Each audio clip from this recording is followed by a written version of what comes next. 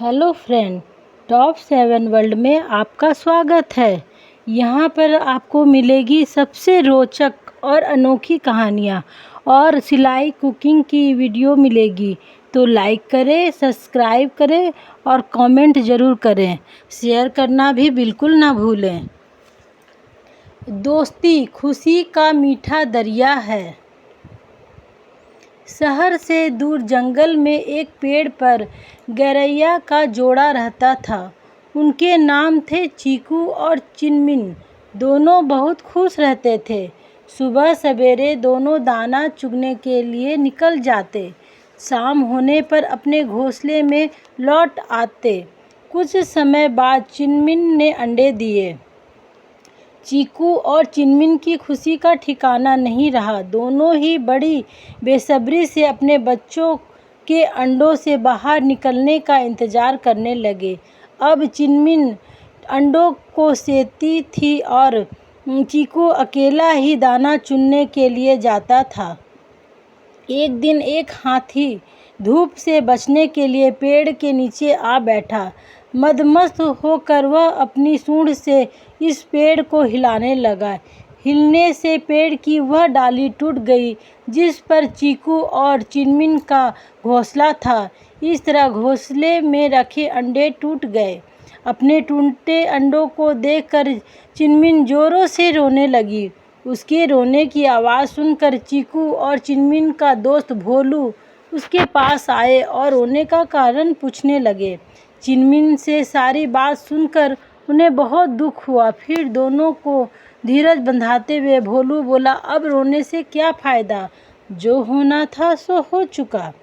चीकू बोला, भोलू भाई, बात तो तुम ठीक कर रहे हो, परंतु इस दुष्ट हाथी ने घमंड में आकर हमारे बच्चों की जान ले ली है। इसको तो इसका दंड मिलना ही चाहिए।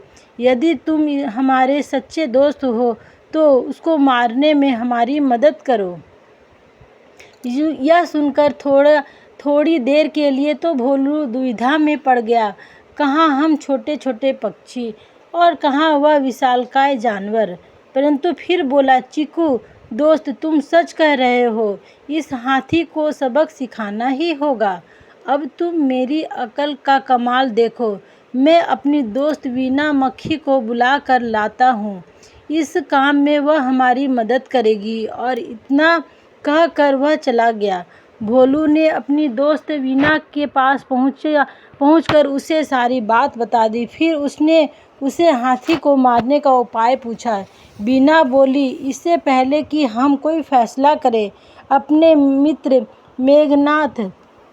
मेढक की भी सलाह ले लूं तो अच्छा रहेगा। वह बहुत अक्लमंद है। हाथी को मारने के लिए ज़रूर कोई आसान तरीका बता देगा। चीकू, भोलू और वीना तीनों मेढक के पास गए। सारी बात सुनकर मेघनाथ बोला, मेरे दिमाग में उसे मारने की एक बहुत ही आसान तरकीब आई है।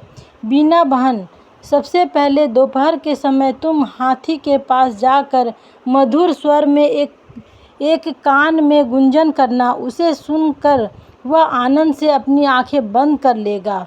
उसी समय भोलू अपनी तीखी चोंच से उसकी दोनों आंखें फोड़ देगा। इस प्रकार अंधा होकर वह इधर उधर भटकेगा। थोड़ी देर बाद उसको प्यास लगेगी। तब मैं खाई के पास जाकर अपने परिवार सहित जोर जोर से टर टर की आवाज़ करने लगूंगा। हाथी समझेगा कि वह आवाज़ तालाब से आ रही है। वह आवाज़ की तरफ बढ़ते बढ़ते खाई के पास जाएगा और उसमें जा गिरेगा और खाई में पड़ा पड़ा ही मर जाएगा। सबको मेघनाथ की सलाह बहुत पसंद आई। जैसा उसने कहा था, वीना और भोलू ने वैसा ही किया। इस तरह छोटे छोटे जीवों ने मिलकर अपनी अकल से हाथी जैसे बड़े जीव को मार गिराया और फिर से प्यार से रहने लगे।